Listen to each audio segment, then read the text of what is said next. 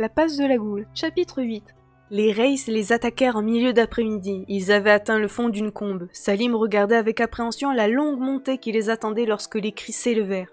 Edwin se retourna et poussa une série de jurons. La piste à cet endroit était assez rectiligne. La horde se découpait nettement en haut du col qu'ils venaient de franchir. Camille eut un hoquet de dégoût. Les Rays étaient encore loin, au moins 300 mètres. Mais elle voyait déjà à quel point ils étaient monstrueux. Plus petits que des hommes, ils étaient beaucoup plus trapus. Leur démarche était chaloupée et leurs gestes frénétiques. Ils portaient des morceaux d'armure disparates et brandissaient un armement hétéroclite, allant de l'épée à la lance, en passant par le fléau et la massue. En poussant des hurlements sauvages, ils dévalèrent la pente dans leur direction. Ils étaient une 50aine.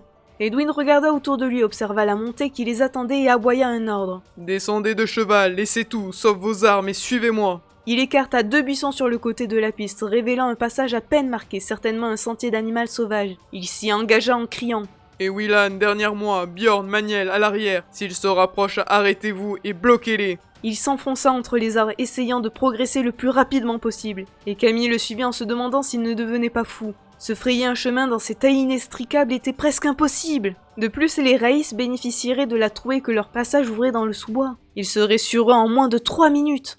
Soudain, le layon s'élargit pour devenir une piste. Edwin accéléra.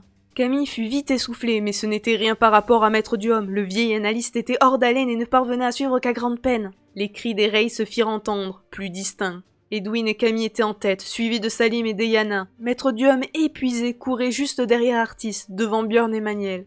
Ils arrivèrent à une intersection. Là, Edwin perdit plusieurs secondes à scruter le sol. Il choisit enfin une voie et reprit sa course. Camille crut un instant que le sentier disparaissait, mais au détour d'un taillis, il lui apparut de nouveau, plus large, permettant le passage de 2 hommes. À l'arrière, Bjorn exhortait Maître Duhomme. « Courage, nous sommes bientôt arrivés !» « Arrivés où ?» songea Camille. « Et peut-on vraiment semer ces créatures ?» Elle comprit que le chevalier ne cherchait qu'à encourager le vieil homme, repoussant ainsi l'échéance tragique d'un combat perdu d'avance. Les hurlements des Rays étaient maintenant tout proches. Camille risqua un regard en arrière et aperçut celui qui menait la poursuite. C'était un humanoïde trapu, au faciès porcin. 2 crocs jaunes pointaient sous ses lèvres inférieures, sa peau verdâtre était couverte de pustules. Il portait une armure légère hérissée de pointes et de lames, et tenait à la main un sabre recourbé. Derrière lui couraient 4 autres Raïs aussi monstrueux. Maniel dut sentir que l'affrontement était inévitable. Il stoppa net et pivota, pointant sa lance de combat. Le premier Raïs s'y embrocha. À son tour, Bjorn s'arrêta. Il balança sa lourde hache et se rangea à côté du soldat. Edwin attrapa Camille par l'épaule. « Cours !» ordonna-t-il. Elle obéit.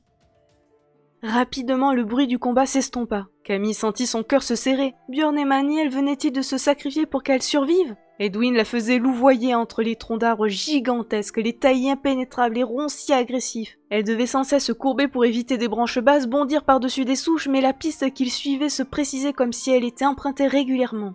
Juste derrière elle, Salim et Eyana couraient à foulée régulière. Il lui semblait être la seule à souffrir autant. Son cœur battait, la chamade d'un point de côté lui perçait le flanc, ses jambes se faisaient de plus en plus lourdes. Le sentier commença à sinuer entre d'énormes rochers. Camille crut que ses poumons allaient exploser. Soudain, Edwin s'arrêta. Les autres faillirent le percuter et le maître d'armes leur adressa un signe péremptoire. Il écoutait attentivement, son attention braquée vers l'avant. Maître Duhomme et Artis Valpierre arrivèrent à leur tour. Le vieil homme était pâle, il avait des difficultés à respirer et se tenait la poitrine. Le rêveur le soutenait de son mieux. Edwin écoutait toujours. Finalement, il se tourna vers ses compagnons. « Vous allez attendre mon signal, » murmura-t-il. « Puis vous foncerez tout droit. Le sentier descend en pente raide et rejoint la piste principale, pas très loin de l'endroit où nous l'avons quitté. Quoi qu'il advienne, ne vous arrêtez pas. » Eyana voulut poser une question, mais Edwin lui fit signe de se taire. Son attention se portait maintenant vers l'arrière. Des bruits de course retentirent et Edwin sourit, soulagé. Bjorn et Maniel apparurent au détour du sentier. Ils étaient couverts de sang mais ne paraissaient pas blessés. Quand le chevalier voulut expliquer ce qui s'était passé, Edwin lui intima le silence. Quelques secondes plus tard, les hurlements des Raïs retentirent, faisant sursauter Salim qui voulut se remettre à courir. Edwin lui saisit l'épaule. « Attends !» Le premier Ray apparut à moins de 10 mètres. Il sembla étonné de les voir si près et ralentit sa course. « On y va !» hurla Edwin. Entraînant Camille par le bras, il s'élança, les autres suivirent. Le maître d'armes avait raison, le sentier descendait d'abord imperceptiblement puis de manière plus marquée. Les rochers étaient de plus en plus élevés autour d'eux et il fallait faire continuellement attention à ne pas trébucher sur le sol accidenté. Soudain, le terrain redevint plat, la végétation s'éclaircit et ils arrivèrent dans une clairière. Les Rays sur les talons. La trouée était occupée par une poignée de huttes massives, grossièrement construites. Une douzaine d'ogres se trouvaient là. Abasourdis par l'arrivée des humains, ils ne réagirent pas immédiatement. Lorsqu'ils commencèrent à bouger, les compagnons avaient presque traversé la clairière. Un ogre se dressa toutefois sur leur passage. Sans ralentir, Edwin tira son sabre de derrière son épaule et fouetta l'air à un fulgurant aller-retour. Le monstre s'écroula. Ils atteignirent l'orée de la forêt. « Foncez !» ordonna Edwin. « Je vous rattraperai plus loin. Bjorn, prends la tête !» Le chevalier obéit et Edwin s'arrêta. Et Yana se rangea à ses côtés. Il la regarda avec un sourire, mais resta silencieux. Le reste du groupe s'enfonça dans le bois.